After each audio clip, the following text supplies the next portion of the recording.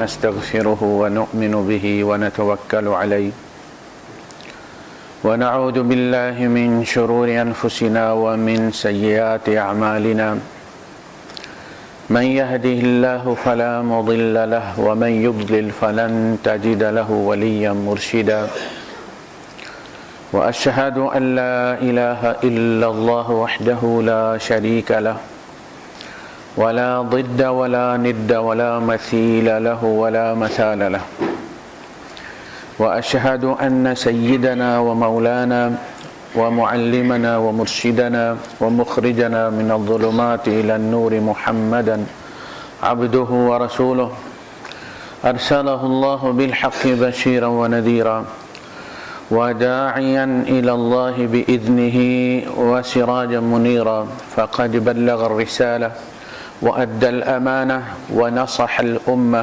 وكشف الغمة فترك أمته على المحجة البيضاء ليلها كنهارها لا يزيغ عنها إلا هالك اللهم صل وسلم وبارك عليه وعلى آله وأصحابه وأزواجه وذرياته وأهل بيته أجمعين أما بعد فأعوذ بالله السميع العليم من الشيطان الرجيم بسم الله الرحمن الرحيم لقد كان لكم في رسول الله أسوة حسنة صدق الله العظيم رب اشرح لي صدري ويسر لي أمري واحلل عقدة من لساني يفقهوا قولي آمين يا رب العالمين۔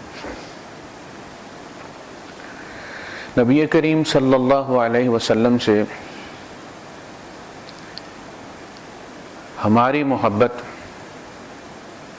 ہمارے ایمان کا تقاضا ہے،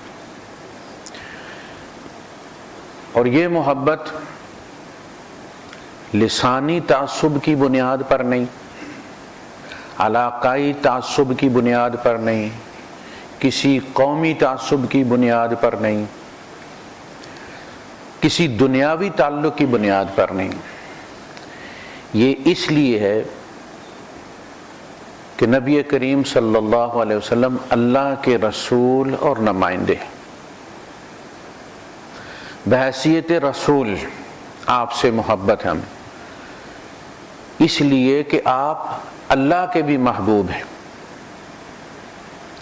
اور محبوب کا محبوب عزیز ہوتا ہے، تو نبی کریم صلی اللہ علیہ وسلم اللہ کی پسند ہے، جیسا کہ اللہ پاک نے فرمایا والذین آمنوا اشد حبا للہ، جو ایمان والے ہیں وہ شدید ترین محبت کرتے ہیں اللہ سے، اس محبت کے تعلق سے پھر محبت کرتے ہیں محمد رسول اللہ صلی اللہ علیہ وسلم سے۔ اس کے لیے ارشاد فرمایا قل ان کنتم تحبون اللہ، یہود بھی دعویٰ کرتے تھے ہمارے پاس بھی کتاب ہے، ہمیں اللہ نے چنا ہے، نحن ابناء اللہ و احباؤہ۔ اللہ پاک نے فرمایا کہ اگر تم اپنے اس دعوے میں سچے ہو کہ تمہیں اللہ سے محبت ہے، تو پھر محبوب کو جو پسند ہوتا ہے وہ تمہاری پسند ہوتی، پھر جس کو اللہ پسند کرتا ہے اس کو تم پسند کرو، جس سے اللہ محبت کرتا ہے اس سے تم محبت کرو۔ قل ان کنتم تحبون اللہ، تو قیامت کا انتظار کرنے کی ضرورت نہیں کہ وہاں یہ دعویٰ چیک ہوگا، دنیا میں ہی چیک ہو جائے۔ فاتبعونی یحببکم اللہ، فالو می، میرا اتباع کرو، میرے نقش قدم پر چلو، اللہ بھی تم سے محبت کرنے لگ جائے گا، ورنہ یک طرفہ محبت کا فائدہ کوئی نہیں۔ اللہ تم سے نفرت کرتا اور تم دعوے محبت کرتے ہو تو فائدہ تو کوئی نہ ہوا، یہ تو سراب ہو گیا، الٹا خود فریبی ہوگی۔ لہذا اگر تم یہ چاہتے ہو کہ تمہاری محبت کا کوئی صلہ ملے تو وہ نبی کریم صلی اللہ علیہ وسلم کی سنت میں ہے۔ فاتبعونی، یہ اتباع بہت مشکل، اس میں سے ہم نے بوفے کی طرح پلیٹ اٹھائی مسلمانی کی اور اس میں اپنی چند پسندیدہ چیزیں اٹھا کے رکھ لی چمچے کے ساتھ اور بہت ساری چھوڑ دی، میں یہ افورڈ کر سکتا، نماز پڑھنی ہے جتنی مرضی ہے پڑھوا لو، اسی میں اسلام سمجھنا ہے۔ نیکی بہت وسیع چیز ہے۔ آیہ بر جو ہے سورہ البقرہ میں، یہود کہتے ہیں ہم نیک ہیں، تو کہا نیکی یہی نہیں ہے کہ تم منہ مشرق اور مغرب کی طرف کر لو، تم اس جھگڑے میں پڑے ہوئے ہو کہ پہلے مسلمان ادھر منہ کر کے پڑھتے تھے اب ادھر کیوں پڑھنا شروع ہو گئے۔ لیس البر ان تولوا وجوہکم قبل المشرق والمغرب ولکن البر من آمن باللہ والیوم الآخر والملائکۃ والکتاب والنبیین وآتى المال على حبه ذوي القربى واليتامى والمساکین وابن السبیل۔ بڑی طویل فہرست ہے نیکیوں کی، یہ سب مل کر ایک نیکی بنتے ہیں۔ تو اس طرف ہمارا دھیان نہیں جاتا۔ نبی کریم صلی اللہ علیہ وسلم نے اپنے اقوال اور افعال سے اس نیکی کو واضح کیا ہے۔ یہ ہے اصل وہ محجۃ البیضاء، ترکتکم علی المحجۃ البیضاء، اے میری امت میں تمہیں چٹیل سفید روشن رستے پر چھوڑ کر جا رہا ہوں، اندھیرے میں دھکے کھانے کے لیے نہیں چھوڑ کے جا رہا میں تمہیں کوئی میدان تیہ میں، میدان تیہ وہ میدان جہاں ذلیل و خوار ہو کر 40 سال تک بنی اسرائیل قید رہے، پھرتے رہے، وہ 30 بائی 30 میل کا ایریا، 40 سال اس سے نہیں نکل سکے، یہاں تک کہ دونوں نبی فوت ہو گئے، موسیٰ علیہ السلام بھی، ہارون علیہ السلام بھی، رستہ نہیں ملا۔ میں تمہیں اس طرح کسی بھٹکنے کے لیے کسی میدان میں چھوڑ کر نہیں جا رہا۔ ترکتکم علی المحجۃ البیضاء لیلھا کنہارھا، اس راہ پہ کبھی اندھیرا نہیں ہوتا، اس کا دن جس طرح روشن ہے اس کی رات بھی اسی طرح روشن ہے۔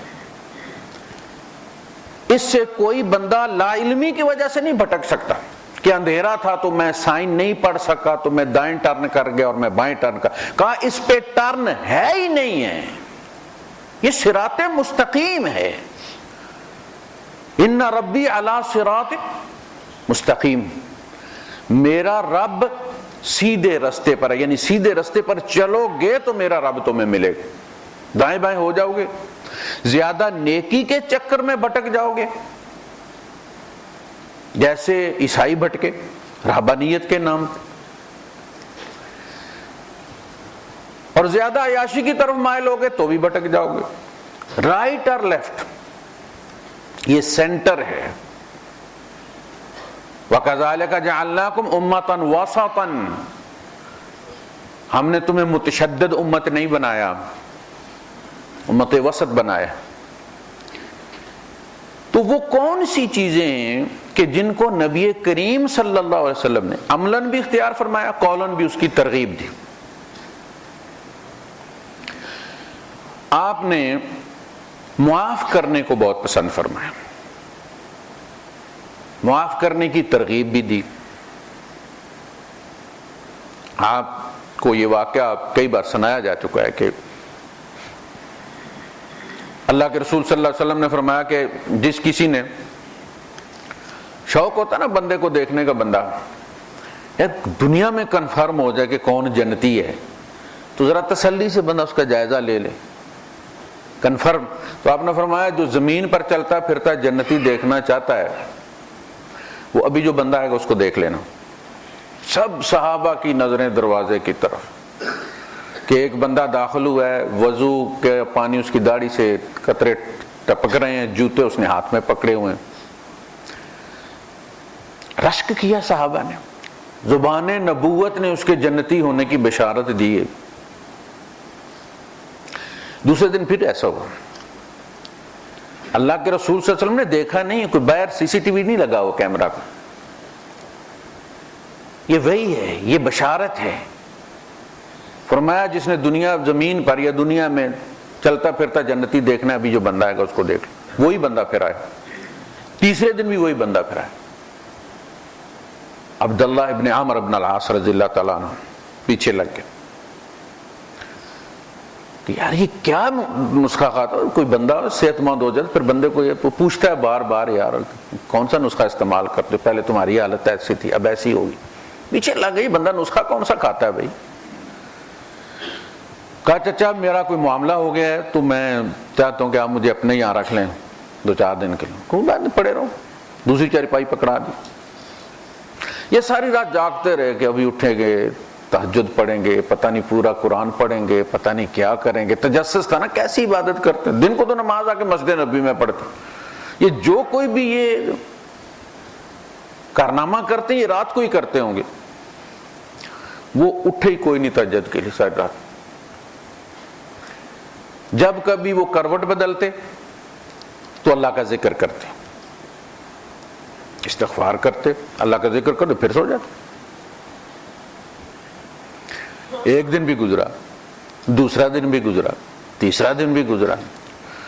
ان کا چچا مجھے ذرا آپ اجازت دیں، میں پھر چلتا ہوں، لیکن میں آپ کو حقیقت بتانا چاہتا ہوں کہ 3 دن اللہ کے رسول صلی اللہ علیہ وسلم نے آپ کے بارے میں یہ بشارت دی کہ جس نے زمین پر چلتا وہ جنتی دیکھنا ہے، وہ ابھی جو بندہ آئے گا اس کو دیکھو، اور آپ اس میں نکلے۔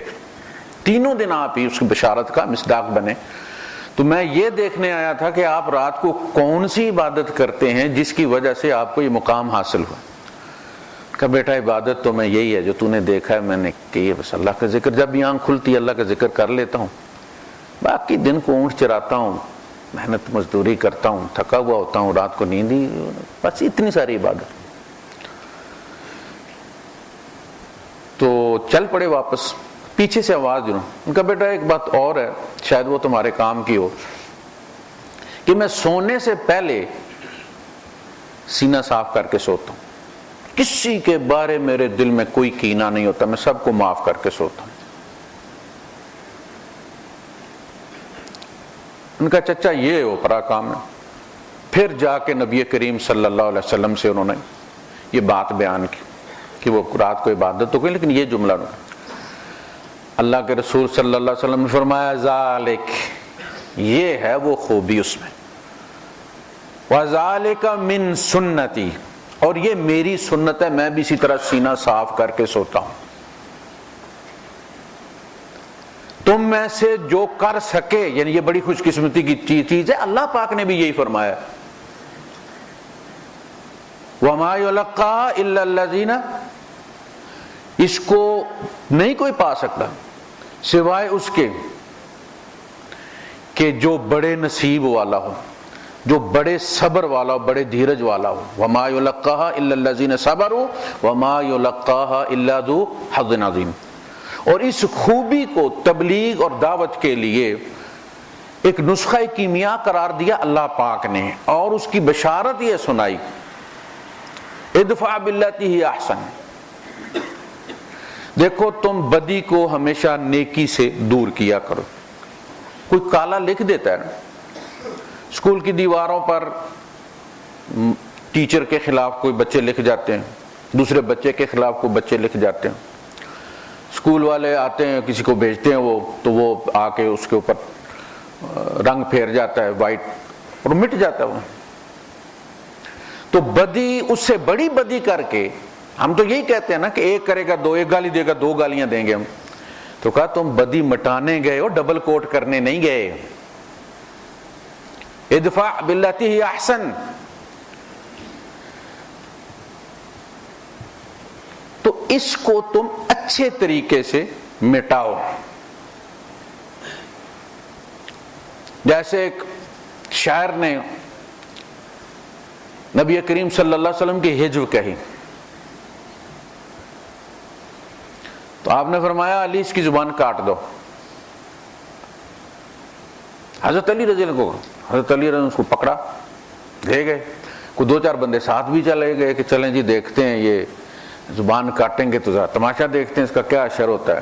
حضرت علی رضی اللہ عنہ گئے اور گھر لے گئے ان کو، اور جو بھی تھا مال وغیرہ اس کو دیا، ایک اونٹ دیا اس کو اور کہا کہ جوان چھٹی کرو جاؤ، مال بھی اس کو لاد دیا۔ تو انہوں نے کہا کہ آپ کو تو رسول اللہ صلی اللہ علیہ وسلم نے کہا تھا اس کی زبان کاٹ دیں۔ کہا کہ رسول اللہ صلی اللہ علیہ وسلم کا زبان کاٹنے کا یہی طریقہ ہے کہ آپ اپنے دشمن کو عطا کرتے ہیں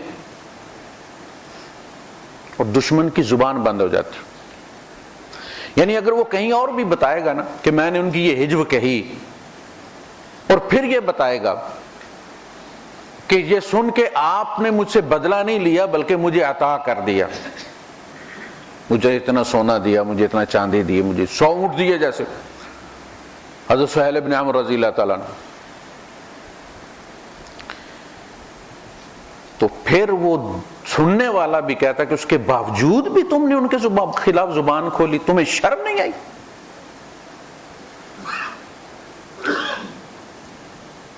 تو بدی کی اصل میں بدی کا راستہ نیکی سے روکا جا سکتا۔ آپ اگر بدی کا بدلہ اس سے بڑی بدی سے دیں گے تو دوسرے کے بھی ہاتھ تو بندھے ہوئے نہیں ہے نا، وہ اس سے بھی بڑی بدی کر دے گا، اس سے بڑی گندی گالی دے دے گا۔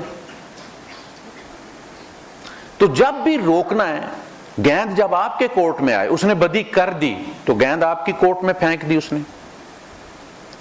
اب آپ اس گیند کو واپس اس کی کورٹ میں مت پھینکیں، اس کو پکڑ لیں، اس بدی کو واپس مت جانے دیں، پلٹ کر اس کے پاس مت بھیجیں، بڑی بنا کے مت بھیجیں، اس کے ساتھ نیکی کر دیں، وہ مر جائے گا۔ کسی کے ساتھ آپ کی عداوت ہے، بول چال بند ہے، کسی ایم این اے کو درمیان میں ڈالنے کی ضرورت نہیں، کسی حاجی صاحب کو ڈالنے کی ضرورت نہیں، وہ بندہ آ رہا ہے، آپ جا رہے ہیں، وہ آپ سے یہ توقع رکھتا ہے کہ یہ گردن ٹیڑھی کر کے اس طرف دیکھ کے گزرے گا، نفرت سے منہ پھیلا کے گزرے گا، آپ جب اس کے پاس جائیں تو کہیں السلام علیکم ورحمۃ اللہ وبرکاتہ۔ یہ سرپرائز ویپن ہے، یہ نبی کریم صلی اللہ علیہ وسلم کا دیا ہوا نسخہ ہے۔ اس بندے کو یہ سرپرائز تھراپی ہے، شاک تھراپی۔ اس بندے نے کیا توقع رکھی ہوئی تھی، آپ نے کیا کیا ہے، اس کے نتیجے میں وہ ساری دشمنی عداوت جو اس کے دل میں تھی وہ ڈیلیٹ ہو جائے گی، ختم ہو جائے گی۔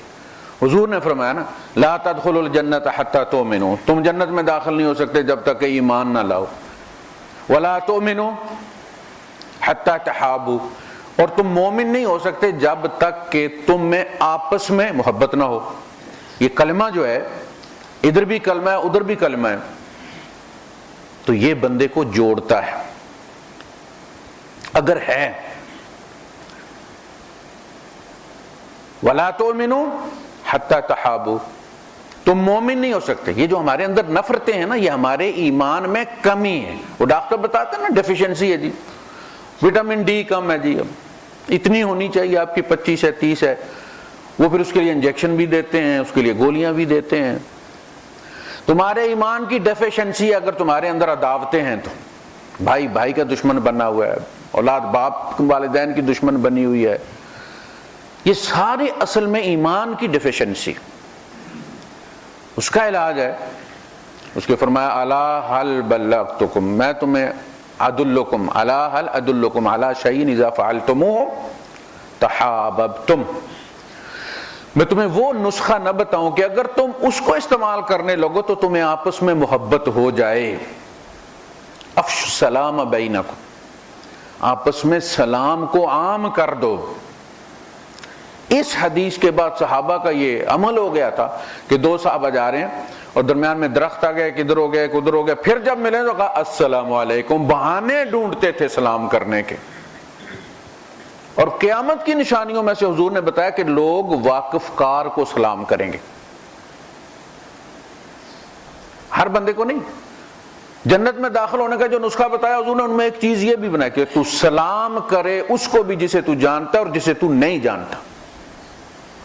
مجلس بھری ہوئی ہے، السلام علیکم چودھری صاحب، باقی کتے بیٹھے ہوئے ہیں، السلام علیکم کہو تم، بس سب کو ہو جائے گا۔ الا هل ادلکم علی شیء اذا فعلتموه تحاببتم، میں تمہیں وہ چیز نہ بتاؤں کہ جس سے کرو تو تمہیں آپس میں محبت ہو جائے؟ افشوا السلام بینکم، اب دور ہے، یعنی بعد میں نہیں آنا، اب دور ہے۔ آپ گزرتے ہو کسی کو سلام کرتے ہو، مڑ مڑ کے دیکھتا جاتا ہے یار یہ بندہ کون ہے، کہاں دیکھا، کہاں ملا ہے، بھئی کیا ہوا ہے؟ سلام کیا ہے بھائی اس نے، یار اس کا مطلب ہے کہ اگر جانتا نہ ہوتا تو سلام نہ کرتا، سلام کیا تو اس کا مطلب ہے یہ بندہ مجھے جانتا ہے، کہاں دیکھا اس کو؟ یہ سب کو سلام کرنا چاہیے۔ تو محبت، محبوب کے محبوب سے محبت ہوتی ہے، جس سے اللہ کو نبی پسند ہے محمد رسول اللہ صلی اللہ علیہ وسلم، فرمایا ان جیسے بنو، ان جیسے بنو۔ اب دیکھیں نا، آپ کو اگر کوئی محبوب ہے، کوئی بچہ آپ کے بچے جیسا ہے، آپ کی نظر بار بار اس کی طرف اٹھے گی۔ جو نبی کریم صلی اللہ علیہ وسلم کے اخلاق والا ہے، عام انسان نہیں، سب انسان پھر اس سے محبت کریں گے، جو کہ حضور کا مسلک انسانیت تھا۔ آپ نیکی مسلمان دیکھ کر نہیں کرتے تھے، آپ سب کے ساتھ نیک کرتے تھے، جیسے سورج سب کو روشنی دیتا ہے ایسے حضور سب کے لیے نیک۔ ہم ہوتے ہیں اپنوں کے لیے نیک۔ ہماری مذہبی جماعتوں کی جو تربیت گاہیں ہوتی ہیں، اس میں بھی اشداء علی الکفار رحماء بینہم کا مطلب ہوتا ہے کہ وہ جماعت اسلامی والوں کے لیے تو بڑے ہی نرم ہیں، ریشم کی طرح نرم، اور دوسروں کے لیے وہ اشداء ہیں۔ تنظیم اسلامی والی تربیت میں جب یہ پڑھا جاتا ہے تربیت گاہ میں، تو اس کا مطلب یہ ہوتا ہے کہ تنظیم اسلامی والے تو بھائی بھائی ہیں آپس میں، اپنا ہی بندہ کوئی بیمار ہو تو تم عیادت کے لیے جاؤ، پہلے پوچھو تنظیم والا ہے۔ یہ تفریق ہے، یہ تعصب ہے۔ جماعتیں جتنی زیادہ ہوئی ہیں نا، دینی جماعتیں، نیک بندہ بھی اس تعصب میں مبتلا ہوئے بغیر رہ ہی نہیں سکتا۔ سب سے بڑی جماعت وہ جس کے لیڈر محمد رسول اللہ صلی اللہ علیہ وسلم، لا الہ الا اللہ محمد رسول اللہ والی جماعت، یہ ہے جس کے ساتھ کہا تھا بالجماعت، اس جماعت کے ساتھ رہنا ہے۔ یہ جو اب بنی ہیں ان جماعتوں کے ساتھ نہیں کہ آپ اس میں نہیں ہیں تو آپ جنت میں نہیں جائیں گے۔ آپ کسی جماعت کے ساتھ بھی کسی کے ممبر نہیں ہے، کسی کی بیعت نہیں کی، کسی آپ نماز پڑھتے ہیں، اللہ کے احکامات نبی کی سنت پر چڑھتے ہیں، مسلمان ہیں، حضور کی جماعت کا حصہ ہے آپ۔ تو اس میں ان کنتم تحبون اللہ فاتبعونی یحببکم اللہ، تم اللہ کے محبوب بن جاؤ گے، اور حضور کو معاف کرنا بہت پسند۔ نبی کریم صلی اللہ علیہ وسلم کو ضرور لوگوں کی ضرورتیں پوری کرنا، یہ نبوت سے پہلے بھی آپ کے خصائل میں سے تھا، آپ کے شمائل میں سے تھا، آپ کی سیرت میں سے تھا۔ مسئلہ حل کر کے، کسی کو رستہ دکھا کر، ضرورت کے لیے کسی کے ساتھ سفارش کرنے چل پڑتے تھے۔ بچہ گھر سے ڈر کے باہر کھڑا ہے، بچے کا ہاتھ پکڑ کے اس کے گھر لے جاتے تھے، اس کے ماں باپ سے سفارش کرتے، اس کو کچھ نہ کہنا۔ آپ نے فرمایا کسی بھائی کے لیے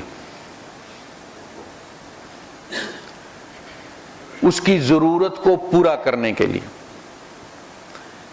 مجھے ایک قدم چلنا، میری اس مسجد میں 1 مہینہ اعتکاف کرنے سے مجھے زیادہ عزیز ہے۔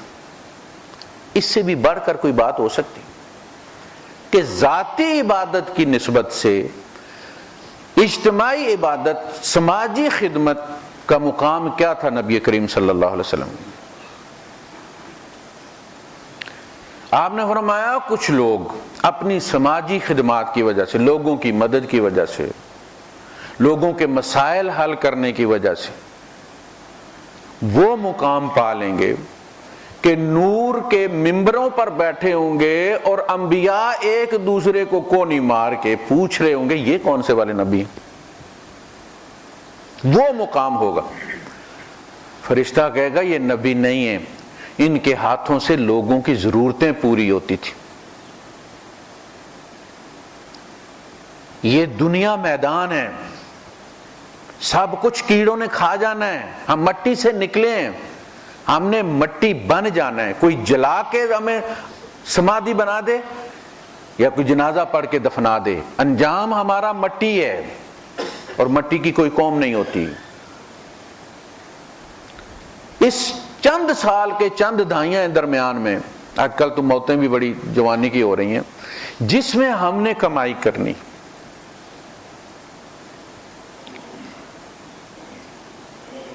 اس میں دیکھنا یہ ہے کہ بھائی جب آخری اوور ہوتے ہیں تو اس میں پھر سنگل برا لگتا ہے.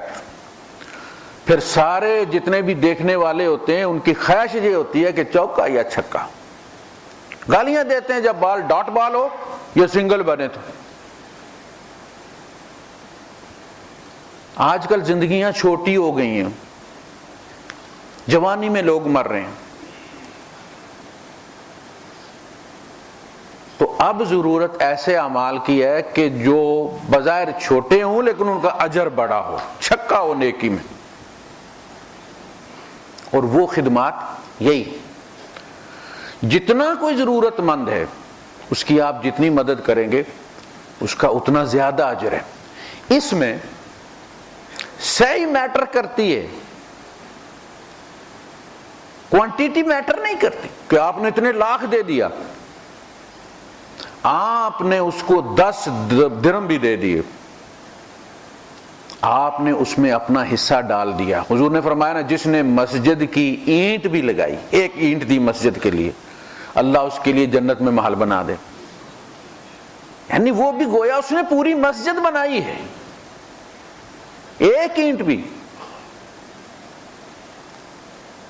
صحیح کی ہے آپ نے، جو آپ کی استطاعت تھی وہ کیا ہے، اس کی قیمت اللہ لگائے گا. اور یہ ہمارے ارد گرد بہت ہے. کوئی بیمار ہے، کسی کی شادی ہے، کسی کا اسکول کا مسئلہ ہے، کوئی اور پرابلم ہے، ان کو دیکھیں. عثمان غنی رضی اللہ عنہ کا ایک واقعہ بیان کیا جاتا ہے. قافلہ آیا آپ کا، تو بندہ آیا، اس نے کہا کہ مجھے کوئی بیماری ہے، اس میں ڈاکٹر نے خالص شہد بتایا ہے، حکیم نے، مجھے تھوڑا سا شہد چاہیے. میں نے کہا میرے پاس تھوڑا سا تو کوئی نہیں ہے. غلام سے کہا کہ وہ ایک سائڈ سے جو مٹکا اس کا اونٹ سے ایک اتار کے اس کو دے دو. انہوں نے کہا کہ وہ جو اگر اونٹ کا وہ مٹکا ایک سائڈ سے اتارا گیا تو ان بیلنس ہو جائے گا نا، پھر تو دوسرے والا پھر کیسے سنبھالیں گے. آپ نے فرمایا اچھا دونوں ہی دے دو اس کو. نے کہا حضرت یہ دونوں کیسے لے کر جائے گا. آپ نے فرمایا اچھا اونٹ بھی دے دو ساتھ. اس نے چپ چپا کر کے اونٹ دے دیا. جب چلے گئے تو اس نے کہا کہ تم چپ کیوں ہو گئے تھے. انہوں نے کہا حضرت میں تو ڈر گیا تھا کہ آپ اس کے بعد بولا تو میں نے کہا یہ اونٹ کیسے لے کر جائے گا، تو آپ نے کہنا تم بھی چلے جاؤ اس کے ساتھ. تو آپ نے فرمایا تم تھڑک گئے ہو نا، تم یہ کہہ دیتے تو آزاد ہو جاتے، میں تمہیں آزاد کر دیتا اس کے بدلے میں. یہ ہے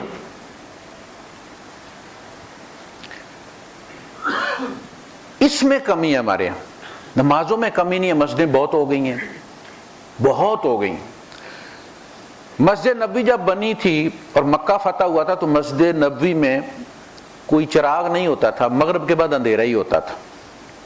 7 ہجری میں مکہ فتح ہو گیا. 9 ہجری میں مکہ فتح ہونے کے بعد 2 سال بعد حضرت تمیم داری رضی اللہ تعالیٰ عنہ شام گئے اور وہاں انہوں نے کسی کلیسے میں قندیل جلتے ہوئے دیکھی، جس میں کئی چراغ رکھے ہوتے ہیں، اور جیسے ہمارے یہ جل رہا ہے آج کل، اس زمانے میں وہ چھوٹے چھوٹے اس میں رکھ کے، تو وہ کوئی 3-4 لے آئے، آ کے انہوں نے مسجد میں جلا دیا. اللہ کے رسول صلی اللہ علیہ وسلم جو ہی مسجد میں داخل ہوئے، مسجد روشن، تو آپ نے بے ساختہ فرمایا اللہ جس نے تیرے گھر کو روشن کیا اس کی قبر کو روشن کر. یعنی دل میں حضور کے تھی کہ یہاں روشنی ہونی چاہیے، لیکن لوگوں سے کہا نہیں. مسائل اتنے ہیں مہاجرین کے قافلے آ رہے ہیں، ان کو سنبھالنا مشکل ہو رہا ہے، اس میں اگر میں ان سے کہوں کہ مسجد میں روشنی کرو تو ان پہ کوئی زیادتی نہ ہو جائے، لیکن جب انہوں نے خود کر دیا تو حضور نے اس پہ پھر خوشی کا اظہار فرمایا۔ تو لوگوں کے مسائل ہیں، آپ کے عزیز و اقارب کے مسائل ہیں، عزیز و اقارب زیادتی کرتے ہیں۔ یہ جو کہا جاتا ہے نا جی اگر میں برا ہوں تو پھر اتنے لوگوں کے ساتھ میں رہتا ہوں یا رہتی ہوں، کوئی کہاں سے تو یہ سب گواہی دیتے ہیں میں اچھی ہوں، بھئی یہ غیر ہے نا،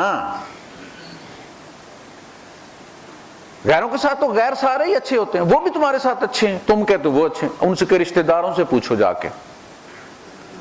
امتحان یہ نہیں ہے کہ ایک جی والے کو آپ دو جی کہہ دیں، یہ کہ کوئی برا کرے اور آپ اچھا کریں، اور چونکہ رشتہ دار ہمیشہ برا کرتے ہیں، الاقارب کالعقارب، اقرب کہتے ہیں بچھو کو، تو یہ جو رشتہ دار ہوتے ہیں یہ سب کے ہی دوسروں کے لیے اچھے ہوتے ہیں، لیکن رشتہ دار کے لیے بچھو ہی ہوتا ہے، بھائی بھائی کے لیے بچھو ہوتا ہے، جب موقع ملتا ہے ڈنگ مار لیتا، کوئی مسئلہ نہیں، بچپن میں جیسی چیز اٹھا لیتے نا ایسے بڑے ہو کر بھی قبضہ کر لیتے۔ آپ یہاں سے بیچتے رہے، وہاں گئے پتہ چلا سارا بھائی لے کے بیٹھا ہو، رہنے کی جگہ نہیں آپ۔ تو ان میں رشتہ داروں میں دینے کا اس لیے ڈبل اجر رکھا کہ ان کو معاف کرنا پڑتا ہے، اور معاف کرنے کے لیے نفس کو مارنا پڑتا ہے، اپنے آپ سے لڑائی کرنی پڑتی ہے۔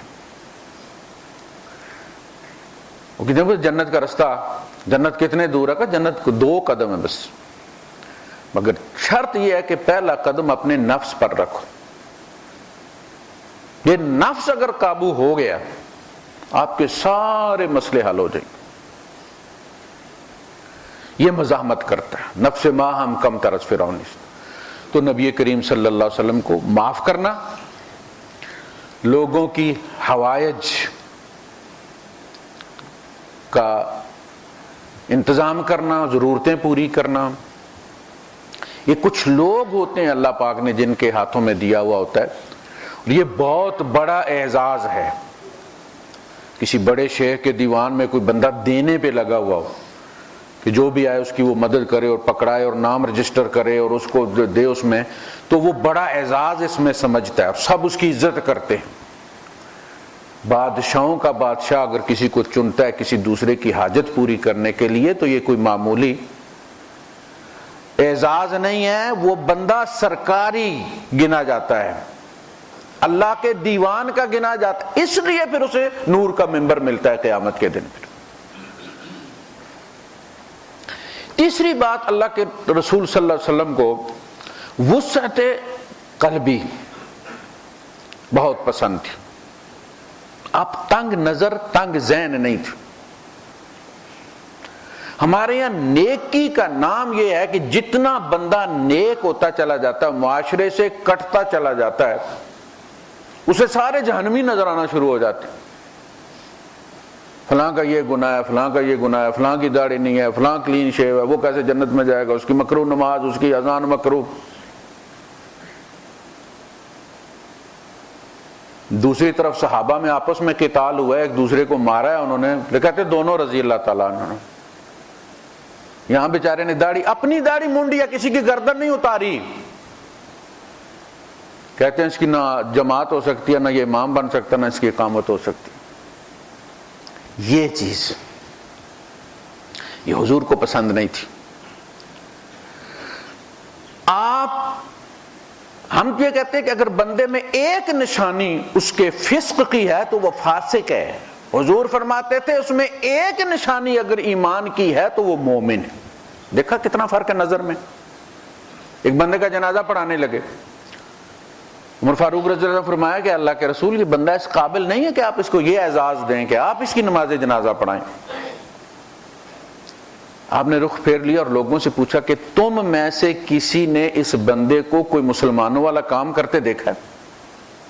آپ اندازہ کریں، لوگوں سے پوچھا جا رہا ہے، اس کا مطلب ہے کبھی کسی نے اس کو مسجد نبوی میں نماز پڑھتے ہوئے نہیں دیکھا، ورنہ حضور کو پوچھنے کی کیا ضرورت تھی، حضور بندے کو سالوں یاد رکھتے تھے۔ مکی دور میں ایک بندے نے، یمن کے ایک بندے نے اللہ کے رسول صلی اللہ علیہ وسلم کی انسلٹ کی تھی۔ حضور گئے وقاص کے میلے میں، تو اس وہاں شروع کی بات اللہ کی، تو باقی والے تو چپ رہے، یعنی مروت کی وجہ سے، مسلمان نہیں ہوئے لیکن مروت کی وجہ سے انہوں نے، لیکن انہوں نے بدتمیزی بھی کی اس بندے نے، لڑکا سا تھا۔ مکہ فتح ہو گیا، یمنی وفد کے ساتھ وہ بندہ آیا اور اس نے کہا کہ اللہ کے رسول آپ مجھے پہچانتے ہیں؟ آپ نے ایک نظر اسے دیکھا اور فرمایا ہاں 22 سال گزر گئے ہیں، پہلی نظر میں فرمایا ہاں، تو مجھے میلے میں ملے تھے۔ بس اس کے بعد وہ بندہ کہنے لگا اللہ کے رسول میرے ساتھیوں نے آپ کی بات سنی اور آپ کا احترام کیا، مروت برتی، میں نے بدتمیزی کی، لیکن اللہ کے رسول دیکھیں اللہ کے کام، وہ سارے کفر میں مرے، مجھے اللہ نے آپ کے قدموں میں جگہ دے دی۔ آپ نے فرمایا ذالک فضل اللہ یؤتیہ من یشاء۔ تو حضور کی یادداشت بڑی تیز تھی، پہچان لیتے تھے، آپ پہچان لیتے اس کو۔ مسلمانوں سے پوچھا، ایک بندے نے کہا کہ اللہ کے رسول ایک غزوے میں اس بندے نے رات کو لشکر کی چوکیداری کی تھی، پہرے داری کی تھی۔ آپ نے فرمایا صف بناؤ، جنازہ پڑھایا، جنازہ پڑھانے کے بعد آپ نے اس کے ماتھے کے بال درست کیے اور فرمایا تیرے بھائی یہ سمجھ رہے ہیں کہ تو جہنمی ہے، جبکہ میں گواہی دیتا ہوں کہ تو جنتی ہے۔ اس کے بعد فرمایا عمر تجھ سے لوگوں کے اعمال کے بارے میں نہیں پوچھا جائے گا، تم یہاں جنت اور جہنم کے فیصلے مت کرو، اس کو اللہ پر چھوڑ دو۔ پتہ نہیں اس بندے کی کون سی ادا اللہ کو پسند تھی کہ پہلے بتایا نبی کو کہ یہ جنتی ہے، پھر جنازہ پڑھانے کے لیے کھڑے ہوئے۔ یسروا ولا تعسروا، آسانی پیدا کرو، آسانیاں بانٹو، تنگی مت کرو۔ ہمارے یہاں میں یہی ہوتا ہے نا کہ ایک بندہ نیک ہو جائے نا، باپ ایک گھر میں نیک ہو جائے تو بچوں کا گھر میں جینا محال ہو جاتا ہے، بیوی کی سانس بند ہو جاتی ہے اس گھر میں، اور بیوی نیک ہو جائے تو شوہر تنگ ہو جاتا۔ وہ نیکی اس کا نام نہیں ہے کہ تم دنیا سے کٹ جاؤ، نیکی یہ ہے کہ تم آسانی پیدا کرو، ایزی ہو جاؤ۔ یسروا ولا تعسروا، آسانیاں پیدا کرو۔ اس امت نے پوری دنیا میں پھیلنا ہے، ہر علاقے کے اپنے مسائل ہیں، وسعت پیدا کرو تاکہ سارے اس میں ایڈجسٹ ہو جائیں۔ بندہ یہ کہتا ہے کہ اللہ کے رسول میں مسلمان تو ہو جاؤں لیکن مجھے شراب نے روکا ہوا، میں نہیں چھوڑ سکتا۔ شراب ان لوگوں کی دوا تھی، شراب کہتے کھجوریں بھگو دیتے تھے، انگور بھگو دیتے تھے، زیادہ دن گزر جاتے تھے، نشہ اس میں ہو جاتا تھا، ٹرینکولائزر۔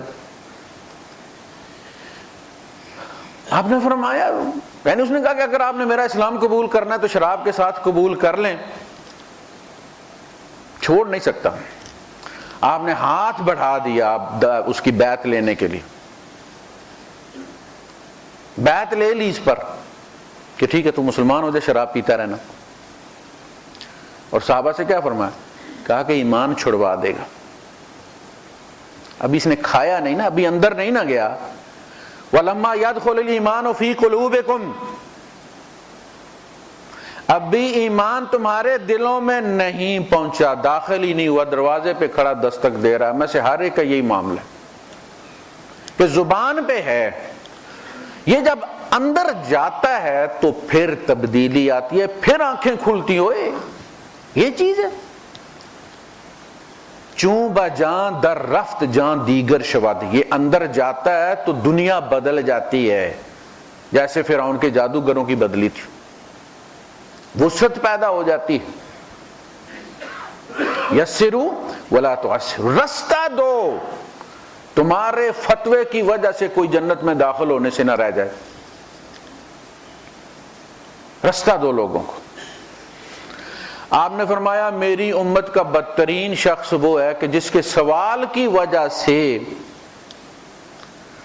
میری امت کی رسی تنگ ہو جائے، یعنی ایسا سوال کرے کہ اس سوال کے نتیجے میں جو قانون بنے اس کی وجہ سے امت پر مشقت ہو۔ وَبَشِّرُوا وَلَا تُنَفِّرُوا، بشارت دو، متنفر مت کرو۔ بندے میں ایک ایپ دیکھا اور کہا جی بس تیرا تو بیڑا ہی غرق، تو جائے نہیں، تو مسلمان ہے، تو مسلمان ہی نہیں ہو، تو جنت میں نہیں جا سکتا۔ یہ علاج ہے؟ ایسا نہیں ہے۔ ڈاکٹر اگر مریض کو اس طرح سے مایوس کرے گا تو علاج کیا کرے گا اس کا؟ وآخر دعوانا الحمدللہ رب العالمین۔